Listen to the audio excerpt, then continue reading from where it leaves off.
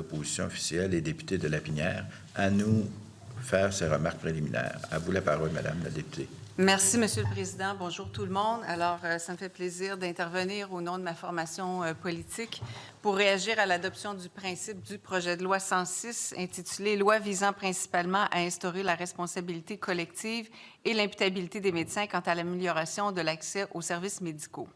Alors déjà, le titre soulève des questions et depuis le dépôt du projet de loi, on a assisté vraiment à une grande mobilisation de la part d'organisations dans le réseau de la santé, des voix fortes et crédibles qui se sont élevées, comme la FMOQ, la FMSQ, le Collège des médecins, les doyens, les facultés, des facultés de médecine, puis même des experts mandatés par le ministre lui-même. Ils ont tous exprimé des réserves profondes et puis ne contestent pas la responsabilisation, mais la méthode, l'approche rigide et centralisatrice et surtout l'absence de concertation. J'ajouterais ça, l'absence d'avoir entendu Santé Québec. On ne sait pas ce que Santé Québec pense de tout ça et Santé Québec est devenu un joueur majeur en matière de santé au Québec, le nom le dit. Alors, je vais être claire qu'on ne conteste pas, c'est-à-dire qu'on ne défend pas le statu quo. L'accès à un médecin de famille puis à des soins de qualité, de première ligne, c'est un défi majeur. Il y a des milliers de patients qui attendent encore des rendez-vous essentiels. Donc, c'est normal de vouloir améliorer la situation. Je pense qu'il n'y a pas un Québécois ou une Québécoise qui ne veut pas améliorer la situation. Mais le projet de loi 106, en l'état, va trop loin et il va, selon nous, dans la mauvaise direction. Pourquoi? Parce qu'on veut lier une partie importante de la rémunération des médecins à des indicateurs qui sont définis par règlement, sans discussion préalable. On veut remplacer l'inscription volontaire des patients par une affiliation administrative. On impose un modèle sans égard aux réalités du terrain. Et je me souviens que durant les consultations sur le projet de loi 15, les gestionnaires sont venus nous dire que c'est important de pouvoir prendre des décisions, d'être habilités à prendre des décisions proches du terrain pour que ça fonctionne, pour l'organisation des soins, pour la prise de décision. Et dans ce projet de loi-là, bien, ce n'est pas le cas. Puis le projet de loi 106 nous semble faire du mur à mur. C'est une réforme qui a été conçue dans les bureaux du ministère sans la participation active des médecins, des infirmières, des gestionnaires qui les vivent au quotidien, les défis de la première ligne, et qui ont sûrement des propositions d'amélioration à apporter. Ce sont eux qui savent ce qui fonctionne puis ce qui doit être amélioré. C'est aussi important d'impliquer les patients parce que plusieurs groupes l'ont rappelé lors des consultations, ce sont eux qui sont les premiers concernés par les changements. Et à cet égard-là, je vais me permettre une petite parenthèse sur les fameuses pastilles de vulnérabilité. La médecine, je pense que c'est humain. Et quand on voit que les patients vont être réglés, les citoyens vont être classés selon des pastilles de vulnérabilité, alors que l'état de santé d'une personne, ce n'est pas cristallisé. Je peux être en excellente santé aujourd'hui. J'ai perdu mon médecin de famille l'année passée. Je n'ai pas pu avoir de test de diagnostic. Qui me dit que je n'ai pas un taux de cholestérol qui a besoin d'être regardé rapidement et d'être contrôlé avec des médicaments et de ne pas faire, de ne pas avoir un problème de santé grave qui va exiger des soins dont je n'aurais pas eu besoin si la prévention avait été faite ou si la détection précoce d'un problème avait été faite. Et j'ai l'impression qu'ici, avec ce système-là, existe la prévention parce qu'on va classer les gens. Et comment on fait pour les déclasser? Comment la personne va réussir à avoir un accès rapide à un médecin si elle est dans une pastille verte? Même l'obstétrique est dans les pastilles vertes. Bien, l'obstétrique, ça peut aller très bien, une grossesse. Mais du jour au lendemain, d'une heure à l'autre, d'une minute à l'autre, ça peut aller très mal. Ça prend un accès. Qu'est-ce qu'on va faire avec ces femmes-là? Qu'est-ce qu'on va faire avec leur bébé? Je trouve que c'est vraiment déshumanisant. Maintenant, si je prends la question de la rémunération des médecins pour ce qui est de la capitation, en soi, c'est un modèle de rémunération qui est basé sur le nombre de patients pris en charge et ça peut être intéressant. Mais il faut que ce soit adapté, souple et volontaire. L'Ontario l'a fait. L'Ontario l'a fait avec les médecins, par contre, pas contre eux. On leur a offert un soutien administratif, on a misé sur l'interdisciplinarité, on a adapté les modèles aux besoins locaux. Il n'y a rien de tout cela qui se trouve dans la version du projet de loi actuel. Peut-être qu'avec des amendements, ça s'y retrouvera, mais pour l'instant, ce n'est pas là. Et le lien fondamental entre le patient et le médecin, ça risque d'être fragilisé. C'est un lien qui repose pourtant sur la confiance et sur le choix mutuel. Ce n'est pas juste un dossier là, simple à gérer puis par un algorithme puis à dire, bon, bien, c'est fait, c'est vu, à la prochaine. C'est une relation humaine qui est essentielle au bon déroulement des soins parce qu'on veut que le patient adhère aux soins, au traitement que le médecin lui recommande. Mais s'il n'y a pas cette relation de confiance-là, ça ne va pas améliorer les choses. Le projet de loi passe aussi sous silence des fonctions essentielles comme la coordination clinique, la formation des futurs médecins ou encore la recherche en première ligne. En concentrant tous les pouvoirs dans les mains de l'appareil étatique, on marginalise la gouvernance clinique. On impose une vision bureaucratique à un enjeu qui est profondément humain, comme je le disais tout à l'heure. Les groupes qui sont venus en commission parlementaire ont été très clairs. Aucun n'a appuyé le projet de loi dans son ensemble. Plusieurs ont demandé son retrait pur et simple, et tous ont exprimé des inquiétudes sérieuses sur les effets possibles du projet de loi. La démotivation, la complexité accrue, l'affaiblissement de la qualité des soins, et ce ne sont pas des signaux qu'on peut balayer du revers de la main. Et parlant de démotivation, je me souviens aussi du projet de loi qui a été adopté et qui oblige les jeunes médecins à travailler pendant 5 ans dans le réseau public, même si ce ne sera pas facile pour eux tous de trouver un poste où ils vont pouvoir effectivement pratiquer à temps plein dans le réseau public par absence de plateau, par absence de professionnels autour. Donc, j'ai l'impression qu'avec ce projet de loi-ci, le projet de loi 106, on vient ajouter une autre couche de frustration sur les jeunes médecins qu'on veut garder. Alors, je n'ai pas l'impression qu'on s'aide beaucoup. Ce que nous proposons, c'est un changement d'approche, de dialoguer, de bâtir avec les acteurs du réseau. Il faut offrir des incitatifs et pas des menaces. Donc, la carotte, pas le bâton. Il faut des outils flexibles et puis pas des règlements qui sont rigides. Puis, il faut surtout garder en tête que la médecine, ce n'est pas une production de masse. Ce n'est pas en forçant des quotas ou en multipliant les tableaux de bord qu'on soigne mieux. Ce qu'il faut viser, c'est la qualité, le temps investi, la relation durable, la relation de confiance, comme je disais tout à l'heure, entre le patient et le médecin, puis un climat de confiance dans lequel les équipes veulent s'engager. Je vais me permettre de faire référence à une lettre que j'ai reçue, un courriel que j'ai reçu et que probablement sûrement d'autres députés ont reçu aussi concernant le projet de loi 106. C'est une lettre d'un médecin de famille accoucheuse qui dit que le projet de loi l'indigne, la décourage et la démotive, et elle nous dit qu'elle exerce depuis plus de 20 ans. Elle travaille comme médecin de famille, donc surtout auprès des femmes enceintes et de leurs nourrissons, mais elle a aussi conservé une pratique générale pour participer à l'effort collectif pour le suivi de patients. Elle nous donne des exemples de son quotidien. Examen de routine d'un bébé de 6 mois en parfaite santé, donc une pastille verte, n'est-ce pas? J'ai déjà accordé 5 minutes de trop en regard de mes cibles. La mère, visiblement au bout du rouleau, me demande conseil pour aider son bébé à faire ses nuits. Je pourrais la référer au service social pour aborder cette question, mais la liste d'attente est très longue pour y avoir accès. Je prends donc 5 minutes de plus pour en discuter avec elle et lui fournir des ressources appropriées. Tant pis pour la performance. Je viens de jaser des options avec ma patiente cinquantenaire et en périménopause, détricotant tout ce qui circule à ce sujet. Je suis en retard. Elle présente aussi des symptômes anxieux, n'a pas d'argent pour voir une psychologue. J'essaie de trouver des outils d'autotraitement avec elle. Tant pis pour la performance. Un premier rendez-vous de grossesse. On vous a expliqué que le dépistage prénatal, mon infirmière a répondu à vos questions. Oh, c'est vrai, ça fait 1 an qu'on attend le remplacement de l'infirmière allouée à la clinique. Je prends donc encore un peu de retard en décrivant cet examen, les risques et les bénéfices associés, tant pis pour la performance. Mon patient âgé qui a mal au genou depuis longtemps.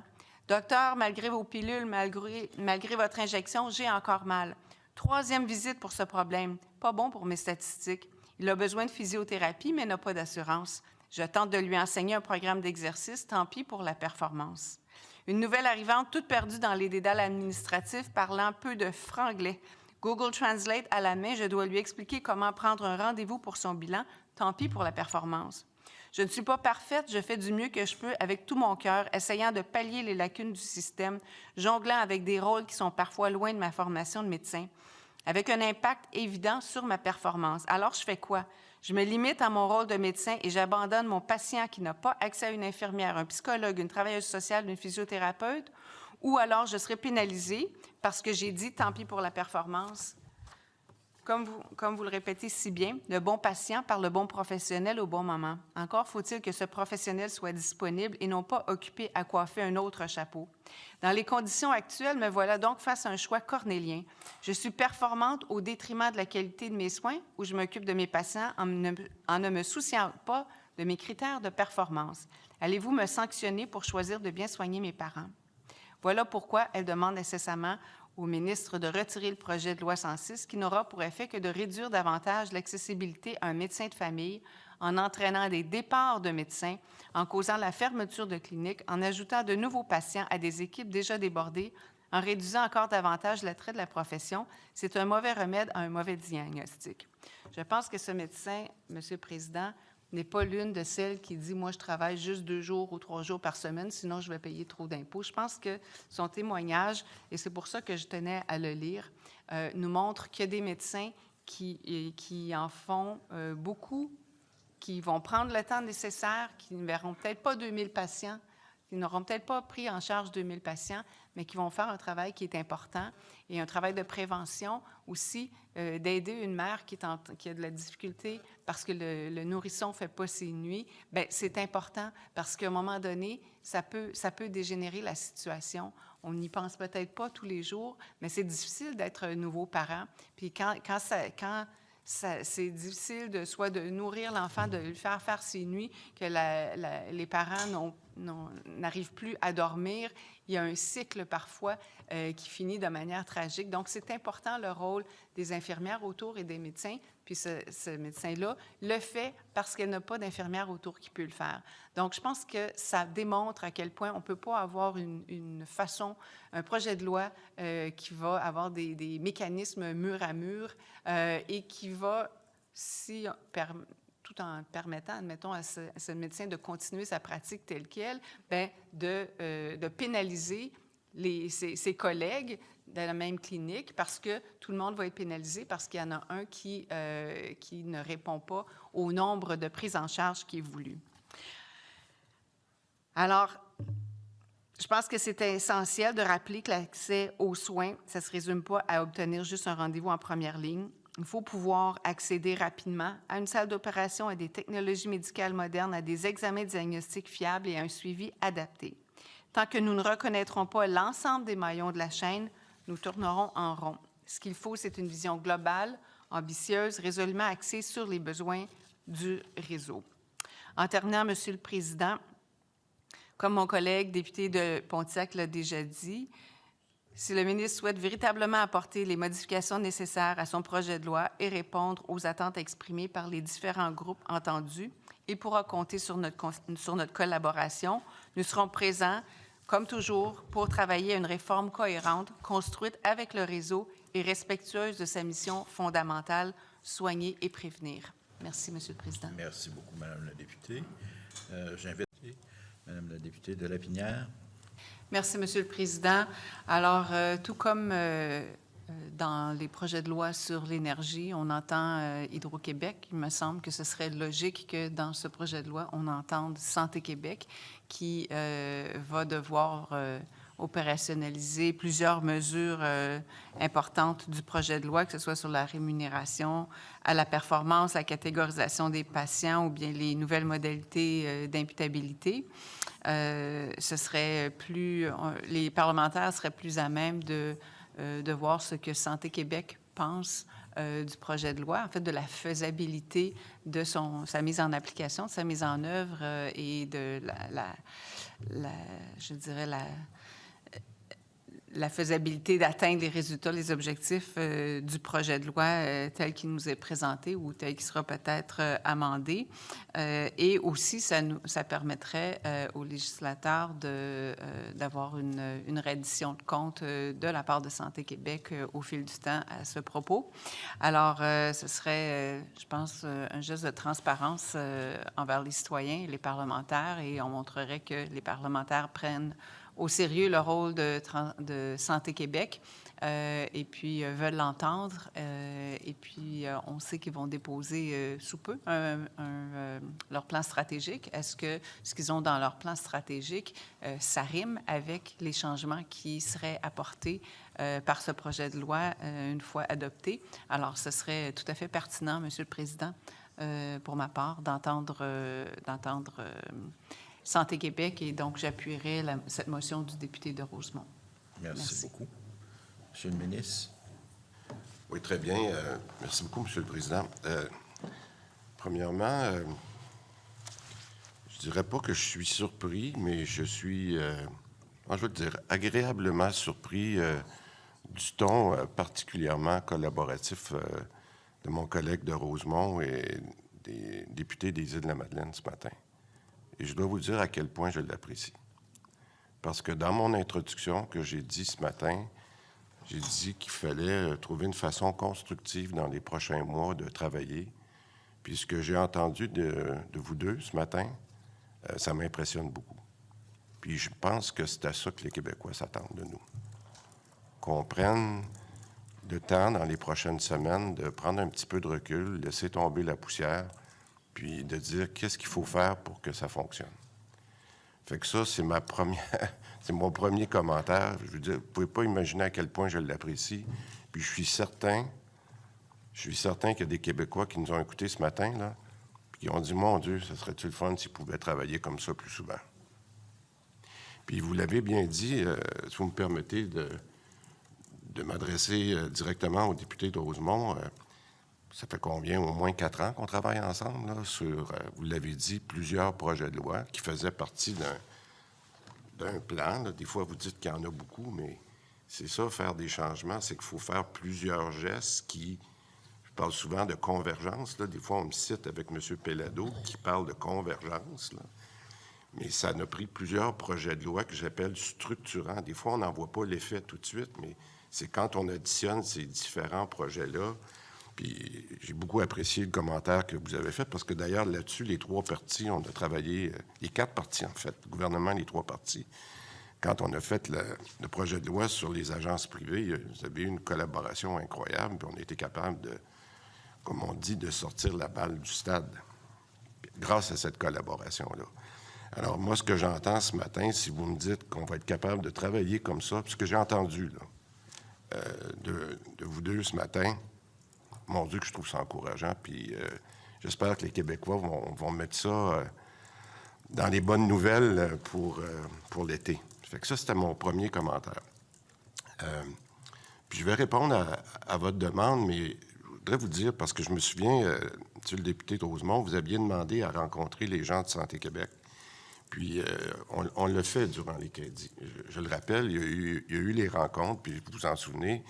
On avait demandé non seulement à Mme Biron de venir, mais de venir avec son équipe. Puis je pense que, en tout cas, moi, j'ai entendu beaucoup de commentaires sur la qualité de son équipe, particulièrement. Là, on était d'accord de dire qu'il y a un départ difficile, puis ils ont pris action. Puis on dit on va faire les changements nécessaires. Puis l'arrivée de Mme Poupard était un élément, je pense, très, très clé. Puis les gens ont reconnu mais oui, pour Mme Poupard, mais je pense entre autres à Mme Dugas, Sonia Dugas, qui est la chef des finances, qui déjà a fait sa marque avec une nouvelle approche dans les budgets. C'est quand même quelque chose, là. Puis j'utilise plus mon expression je parle de bon gestionnaire, de haut gestionnaire. Moi aussi, j'ai appris. Je sais que ça va rester, mais au moins, je le dis plus. au moins, je le dis plus. Mais je vais revenir sur votre demande. Moi, je crois que... Puis j'avais convenu avec Mme Biron puis son équipe, parce que... Puis je me souviens que vous aviez demandé à les voir en commission. Je pense que c'est vous, au niveau de Québec solidaire. Mais à un moment donné, comme vous savez, il a fallu faire des choix, puis vous aviez des demandes, puis on avait des demandes. Fait que je pense pas qu'il n'y a pas personne qui n'a pas voulu qu'ils viennent, mais il a fallu s'entendre, puis juste les Québécois comprennent. Alors moi, ce que je vous dirais aujourd'hui, au minimum, puis on a encore à recevoir des mémoires de plusieurs groupes. Puis je me souviens, quand on a terminé une des sessions avec Santé Québec, j'ai bien dit à Mme Poupard, qui a assisté à toutes nos sessions, là, les 3 belles journées qu'on a eues ensemble, là, j'ai dit, Mme Poupard, n'oubliez pas que vous avez un mémoire à déposer pour Santé Québec. Puis je pense qu'ils vont avoir l'avantage, si vous permettez. Donc, je vous le dis parce que vous me connaissez, là, je vais refuser votre demande, mais pas parce que je veux pas que Santé Québec intervienne, pour 2 raisons. Parce que je pense que là, ils ont eu le bénéfice, qui est un avantage, d'avoir écouté tout le monde. Puis ça, je pense que moi, j'en ai le bénéfice comme gouvernement d'avoir écouté tout le monde. Mais je voudrais que leur mémoire tienne compte de ce qu'ils ont entendu aussi. Fait que ça, c'est mon premier point. Donc, je ne fais pas refuser votre demande pour refuser. Mais je voudrais que le mémoire qu'ils vont déposer, parce que, vous vous souvenez, je vous ai demandé la question, ils ont eu combien de temps qu'ils ont après? Vous m'avez dit, il n'y a pas de problème, en autant qu'ils soient. Fait que j'avais convenu avec le président qu'on se donnait un petit peu de temps pour que Mme Biron et son équipe puissent tenir compte de ce qu'ils ont entendu, puis que le mémoire en tienne compte. Fait que, mais la deuxième chose que je veux vous dire, puis je demandais au docteur Bergeron, fait que je ne veux pas prendre trop de temps, mais je vais vous expliquer. Mme Biron, là, parce que des fois, on lui a reproché de ne pas être à la table des négociations. Fait que je ne parlerai pas de négociations ce matin. Mais dans toute la question de la rémunération, dans tout ce qu'on est en train de discuter avec le projet de loi, je la rencontre au moins une fois par semaine avec son équipe pour parler de ça. Parce qu'elle connaît le réseau. Elle comprend le réseau et son équipe, Mme Poupard, font partie de nos discussions. Alors, il n'y a pas quelque chose qu'on va recommander, ou même, je vous dirais encore mieux, dans les amendements qu'on va faire, parce qu'on va en faire des amendements. Parce que si on a bien écouté les gens, il va y avoir des amendements. Je ne vous cacherai pas. Puis moi, je veux revenir, on verra, là, si c'est fin août, début de septembre, ça, c'est pas à moi, c'est au leader à décider ça. Vous le savez, on l'a toujours fait correctement ensemble. Fait que moi, je vous dirais, je vais poliment répondre non, mais un non très bien senti. Comment j'apprécie le ton ce matin. Puis je vous le dis, Monsieur le député de Rosemont, à votre demande précise, est-ce qu'on va se reparler avant d'aller dans l'article par article? La réponse est oui. Ça, je veux juste que vous soyez conscient de ça. Puis je pense que le Parti libéral, je l'ai vu travailler autrement dans va vouloir faire la même chose. Alors donc, moi, je vous remercie. Puis je vous dis, je vais répondre officiellement non, mais je vais répondre oui au travail collectif qu'on va faire ensemble dans les prochaines semaines. Voilà.